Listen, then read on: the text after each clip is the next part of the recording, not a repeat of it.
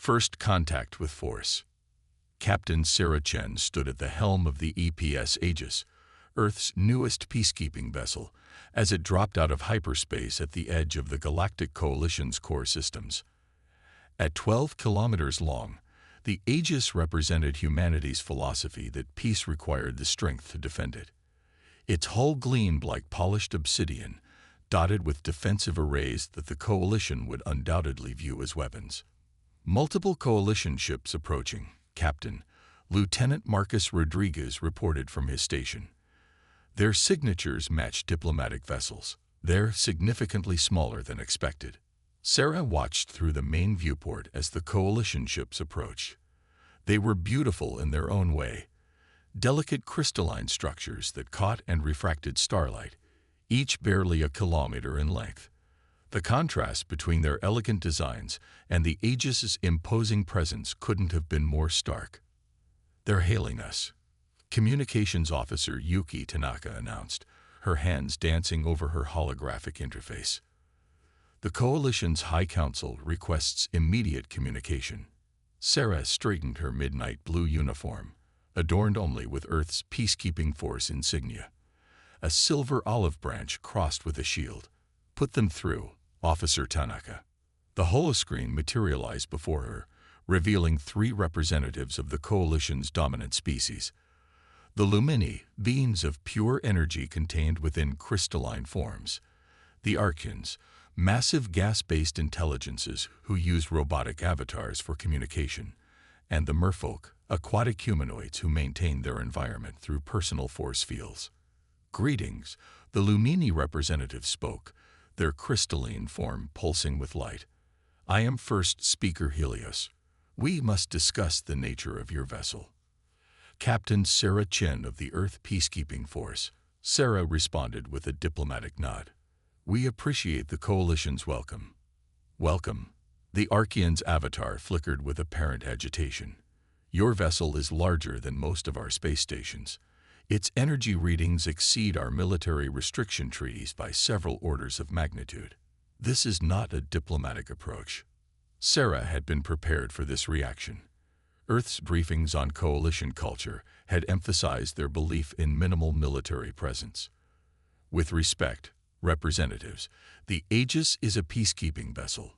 Its size and capabilities reflect our commitment to maintaining stability and protecting civilian traffic in our assigned sectors."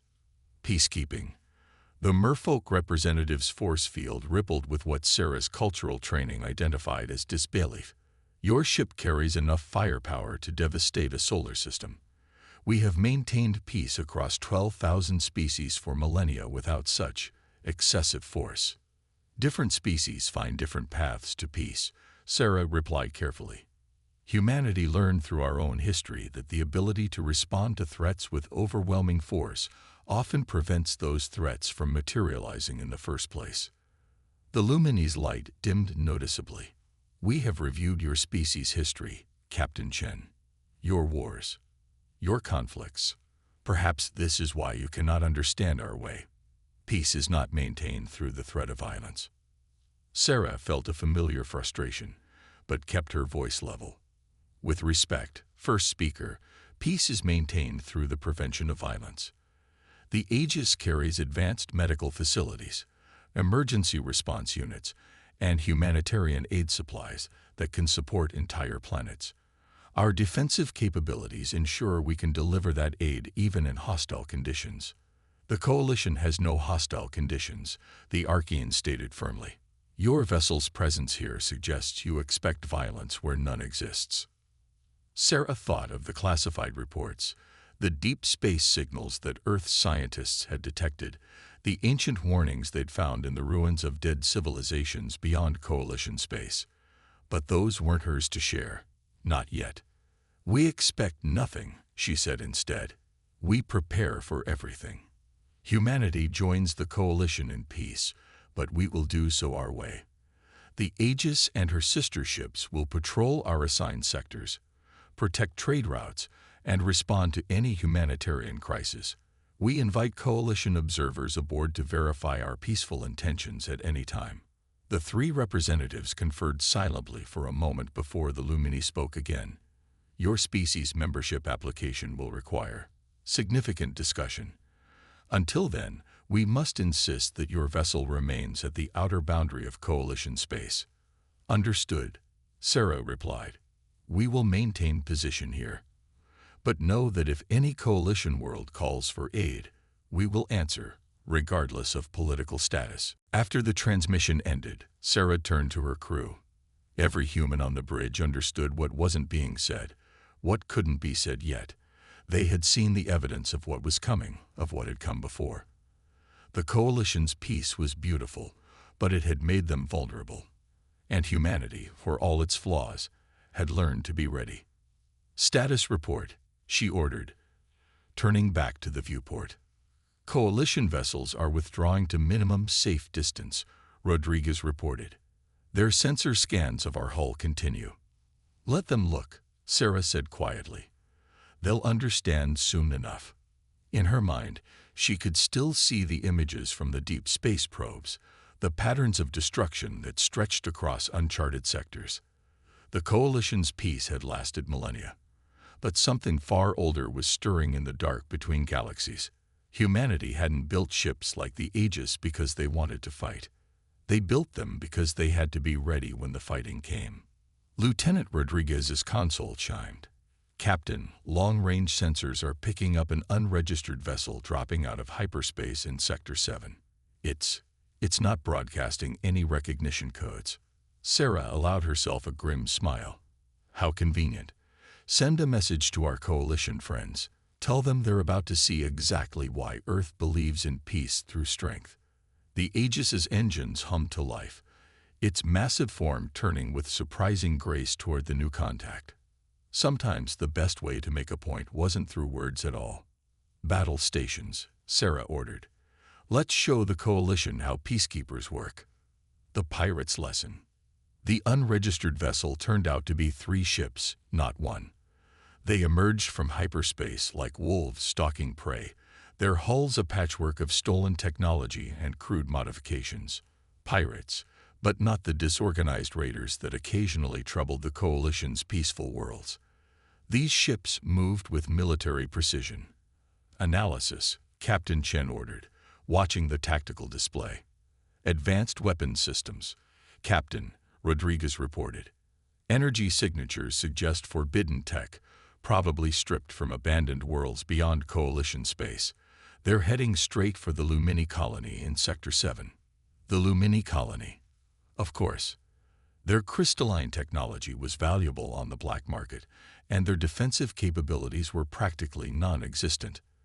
The Coalition's philosophy of minimal military presence had made them perfect targets.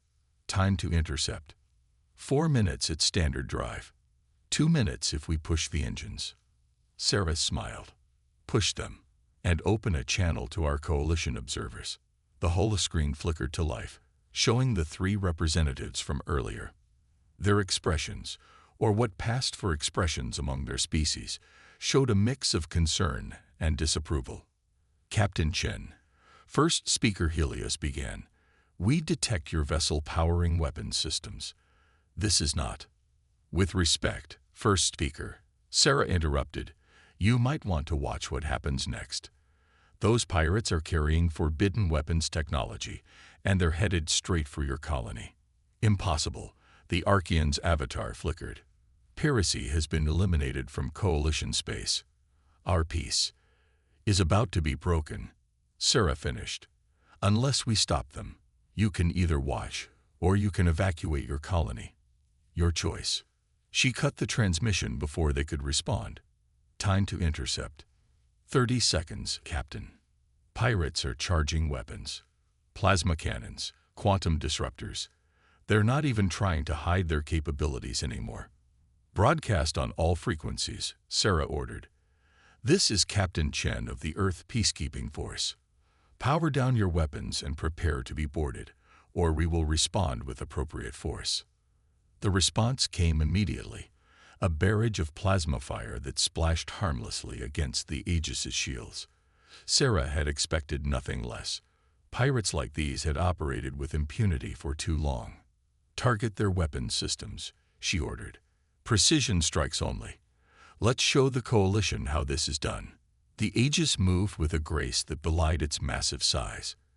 Its point defense systems intercepted incoming fire, while its main batteries deployed with surgical precision. The first pirate vessel lost its weapons array to a carefully calibrated energy pulse. The second tried to turn and run, only to find its engines disabled by a targeted electromagnetic burst. The third ship, perhaps realizing the futility of their position, attempted a suicide run at the Lumini colony. "Tractor beam," Sarah ordered calmly. Full reverse thrust. The pirate vessel's charge ended abruptly as invisible forces seized it, holding it in place despite its straining engines. The Aegis's size came into play again. Its power plants could generate enough energy to hold a ship 10 times the pirate vessel's mass. "All hostile vessels contained," Rodriguez reported. "No casualties. Minimal damage to their life support systems." Sarah nodded, then reopened the channel to the Coalition representatives. Their expressions had changed notably. "Your colony is safe," she stated simply. "We'll need coordinates for the nearest Coalition security station to deliver these prisoners. We also have extensive scans of their forbidden technology that your analysts might find interesting." The Lumini's crystalline form pulsed rapidly. "You disabled them without destroying them." "Of course," Sarah replied. "We're peacekeepers, not executioners. Their crews will face justice, their weapons will be decommissioned, and their ships can be repurposed for legitimate use." The precision of your response. The Archean's avatar shifted. "We had assumed your vessel's power meant it could only be used for overwhelming force." Sarah allowed herself a small smile. "Having the capacity for overwhelming force doesn't mean you have to use it, but having it tends to make smaller applications of force much more effective. Those pirates might have fought to the death against a smaller vessel, but against something like the Aegis, they knew better." Perhaps the merfolk representative's force field rippled thoughtfully. "We have been hasty in our judgments." "Perhaps," Sarah agreed. "Now about those coordinates." Later, after the pirates had been transferred to Coalition custody and the Aegis had resumed its patrol, Sarah stood at the viewport watching distant stars. The Coalition representatives had requested to tour the ship's humanitarian facilities, a first step toward understanding humanity's approach to peacekeeping. "Message from Earth Command," Tanaka reported. "They're asking about our first contact situation." "Tell them it's proceeding as expected," Sarah replied. The Coalition's learning that peace isn't just about avoiding conflict, it's about being ready to handle it when it comes. She didn't add what she was really thinking, that this small incident was just a preview. Somewhere out there, beyond Coalition space, something far worse than pirates was stirring. And when it came, the galaxy would need more than philosophical discussions about peace. It would need ships like the Aegis, and crews ready to use them. "New contact on long-range sensors," Rodriguez reported suddenly. "Deep space, bearing 04 Mark 7. Sarah turned from the viewport. "Classification: unknown, Captain. But it's big, really big." Sarah felt a chill. The classified reports had warned this might happen soon. Too soon. "Battle stations," she ordered quietly, "and get me a secure channel to Earth Command. I think it's starting." Ancient warnings. "Magnification times 1000. Captain Chen ordered, studying the massive shape that had appeared at the edge of their sensor range. The holographic display zoomed in, revealing something that defied conventional spacecraft design. It looked organic, yet not. Like someone had tried to build a mechanical replica of a deep-sea creature, all tentacles and sharp angles, stretching nearly 20 kilometers from end to end. Its surface seemed to absorb light rather than reflect it, making it hard to focus on directly. "Analysis?" Sarah asked, though she already knew what Rodriguez would say. She'd seen the classified images, the reconstructions based on ancient warning systems found in dead civilizations. "It matches the patterns from the Epsilon ruins, Captain," Rodriguez confirmed, his voice tight. 97% correlation with the warning glyphs. This is what we've been preparing for." The Epsilon ruins. Sarah remembered when humanity had found them. 5 years ago. An entire civilization preserved in underground vaults, with a single message repeated in every chamber. They come from between the galaxies. They consume. They cannot be reasoned with. Prepare or join us in extinction. Signal from the Coalition observation team, Tanaka reported. They're detecting the contact, but can't identify it. They're asking if we know what it is. Sarah took a deep breath. This wasn't how Earth had wanted this revelation to happen, but they'd planned for it nonetheless. Send them package Omega. Full disclosure, all classifications removed. Within minutes, the Coalition representatives were back on the main screen. Their usual composed demeanor had vanished. These ruins you found. The Lumini's light pulsed erratically. These warnings. Why didn't you share this information immediately? Would you have believed us? Sarah asked quietly. You barely accepted our peacekeeping ships.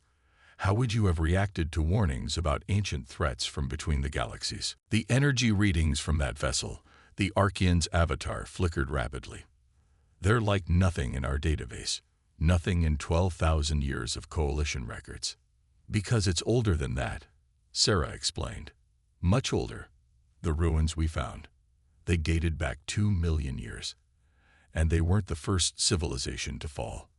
We found evidence of others, going back tens of millions of years. Each time these things appear, each time they consume everything in their path. And each time the galaxy has to start over. But we have maintained peace, the merfolk protested weakly. We have evolved beyond conflict. Peace isn't the same as safety, Sarah replied. That's what we've been trying to tell you. Why do you think we built ships like the Aegis? Why do you think we insisted on maintaining our defensive capabilities? We knew this was coming. Multiple new contacts, Rodriguez interrupted. Same configuration, different sizes. They're surrounding the Coalition colony. Sarah's training took over.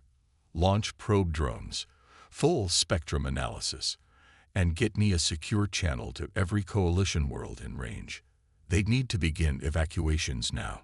The Coalition representatives watched in horror as more of the massive biomechanical ships emerged from deep space. Their perfect peace was about to be shattered by something that had no interest in diplomacy or cooperation. We need to notify the High Council, the Lumini said. We need to convene, to discuss. There's no time for discussion. Sarah cut in. Those ships will reach the colony in less than an hour. We've studied the records, analyzed the patterns. They don't negotiate. They don't accept surrender. They consume resources, including living beings, and move on. Then, what can we do? The Archean's avatar seemed to shrink. Sarah straightened. You can evacuate your people. And then you can watch what humanity's excessive military preparation looks like in practice. Lieutenant Rodriguez, signal the rest of the fleet. Execute Protocol Lighthouse. Space rippled as more ships dropped out of hyperspace. Dozens of them, each as large as the Aegis. Earth's peacekeeping fleet, positioned strategically throughout Coalition space for exactly this moment. What protocol is this? The merfolk asked.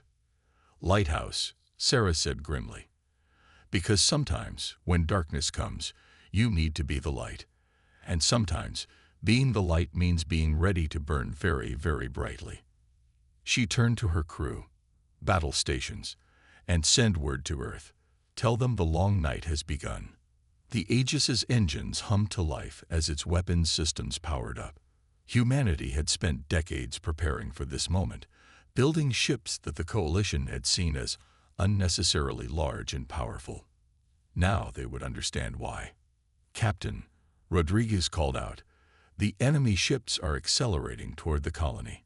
They're launching something. Looks like boarding pods. Sarah nodded. It was happening exactly as the ancient warnings had predicted. All ships, initiate defense pattern Delta.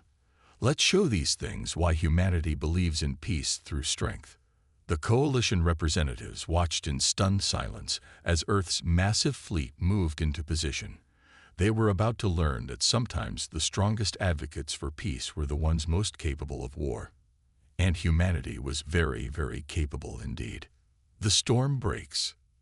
The void between the Aegis and the colony erupted in light and energy as humanity's fleet engaged the ancient threat. The biomechanical ships moved with impossible speed for their size, their tentacle-like appendages writhing as they launched salvos of energy weapons that distorted the very fabric of space. Analysis of enemy weapons, Sarah demanded, watching as the first exchanges lit up the tactical display. They're using some kind of matter disruption technology, Rodriguez reported. Our shields are holding, but they're having to adapt constantly. These things, they learn from each engagement. Sarah had expected this. The ancient warnings had been clear. The threat evolved during combat, adapting to whatever it faced. That's why so many civilizations had fallen. By the time they developed effective countermeasures, it was too late. But humanity had done something unprecedented. They'd prepared before the threat arrived. Execute attack pattern Sigma, Sarah ordered. All ships, initiate random shield modulation sequences. Don't let them adapt to any single frequency. The Earth fleet moved like a choreographed dance, their massive ships synchronized with precision that belied their size. Each vessel constantly shifted its defensive patterns, presenting an ever-changing puzzle to the ancient enemies. Coalition evacuation ships are away from the colony, Tanaka reported. But, Captain, I'm picking up life signs still on the surface. Their evacuation wasn't complete. Sarah's jaw tightened. How many? At least 3,000. Their ships couldn't carry everyone in time. The tactical display showed enemy boarding pods already entering the colony's atmosphere. Those left behind would face something worse than death. The ancient ruins had been clear about what happened to captured organisms. Prepare dropships, Sarah ordered. Full combat teams, heavy weapons loadout. Rodriguez, give me a corridor to that colony. Tanaka, get me the coalition representatives. The holoscreen flickered to life, showing the 3 aliens still watching in horror as the battle unfolded.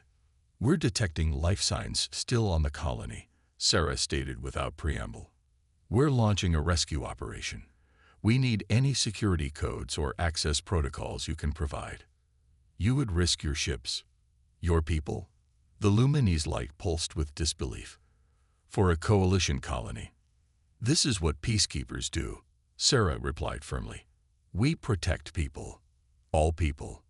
Now, those codes.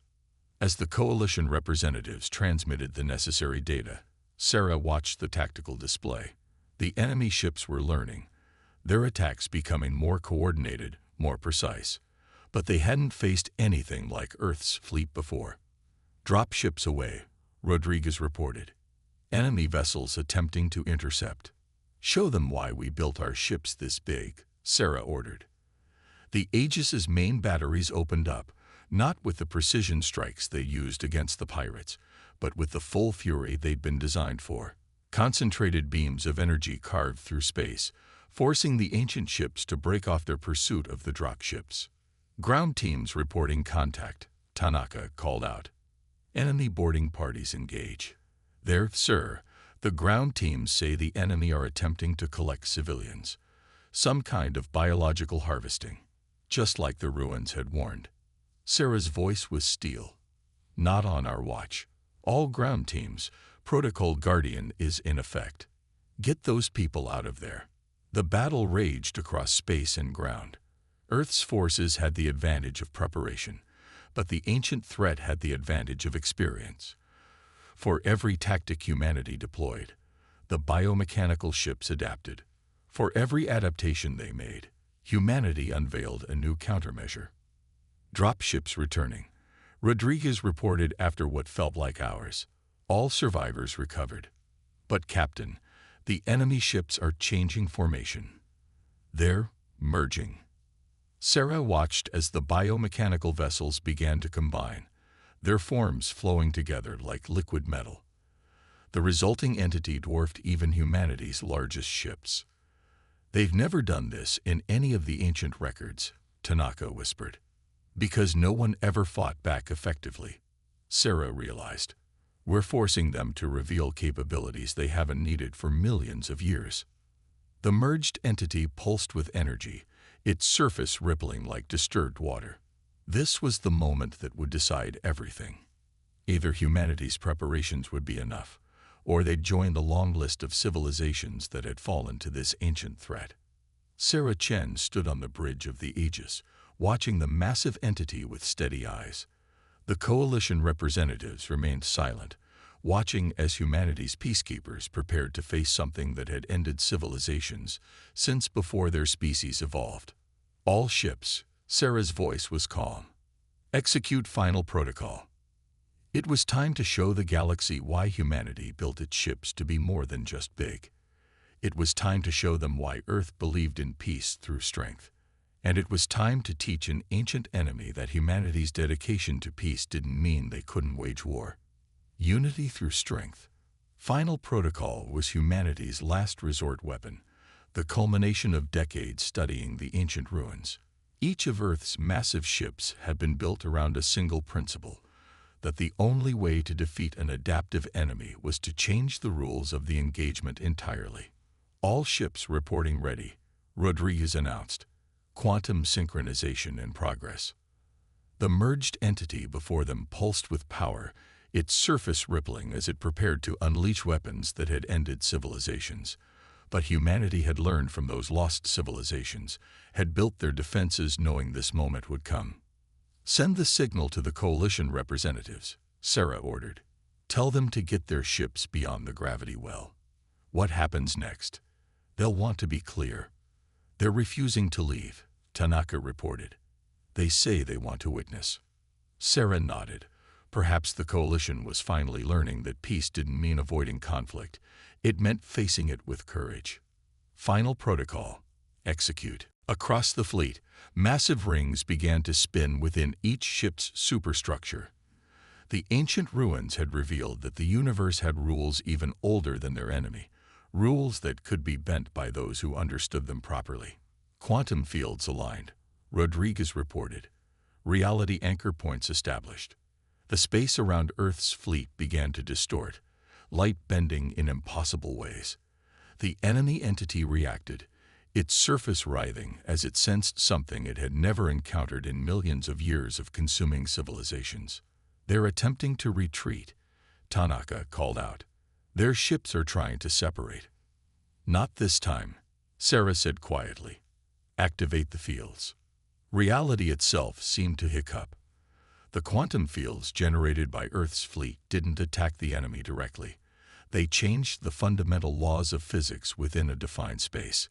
The entity's adaptive capabilities, its matter manipulation technology, its very existence suddenly had to contend with a universe that worked differently than it had for millions of years. The massive biomechanical construct began to break apart, not into its component ships, but into its basic elements. Without its adaptive capabilities, without its ability to manipulate matter, it was just matter itself. And matter could be contained.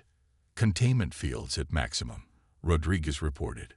The entity, it's being reduced to base components. Sarah watched as humanity's greatest gamble paid off. The ancient threat hadn't been defeated by superior firepower or better technology. It had been defeated by changing the context in which it existed. Coalition ships are hailing us, Tanaka announced. All channels. The holoscreen showed not just the 3 representatives, but dozens of coalition species, all watching in stunned silence as humanity's peacekeepers accomplished what millions of years of civilizations had failed to do. How? The Lumini finally asked. How did you know this would work? We didn't, Sarah admitted, but we studied every ruin, every record, every trace of those who fell. We learned that this enemy adapted to everything thrown at it, so we decided not to throw anything at it. We changed the rules instead. Your ships, the Archean's avatar flickered rapidly. Their size, their power, it wasn't about weapons at all, was it? Sarah smiled. The weapons were necessary, but they were never the point. We needed ships this big to generate quantum fields large enough to change reality itself. Everything else, the weapons, the shields, the size, that was just to survive long enough to make it work. And now, the merfolk asked, what happens now? Sarah looked at the tactical display, where the remnants of the ancient threat were being contained by fields that rewrote the laws of physics. Now we do what peacekeepers have always done. We protect, we prepare, and we remember that peace isn't the absence of conflict. It's the wisdom to know when to fight, and the strength to win when we must. The coalition representatives were silent for a long moment. Finally, the Lumini spoke again. We have much to learn from Earth, it seems. And we have much to learn from you, Sarah replied. Peace through strength isn't just about having the biggest ships or the best weapons. It's about having the wisdom to use them properly, and the restraint to use them only when necessary. Across the galaxy, coalition worlds watched the footage of Earth's peacekeepers facing down an ancient evil.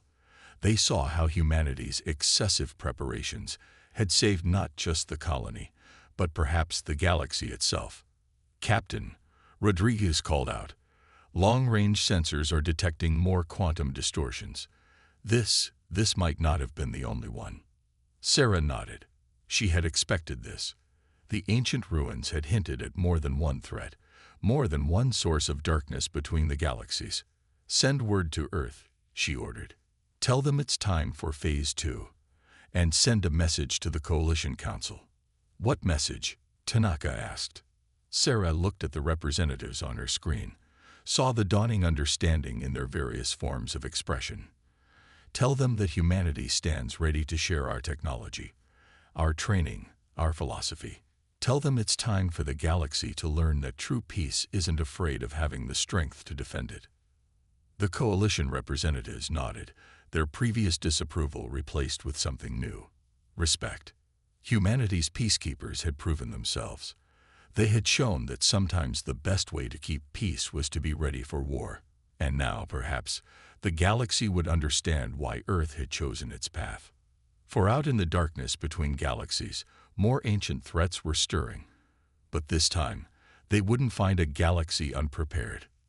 This time, they would find humanity's steel behemoths waiting.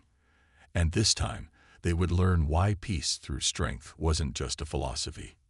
It was a promise.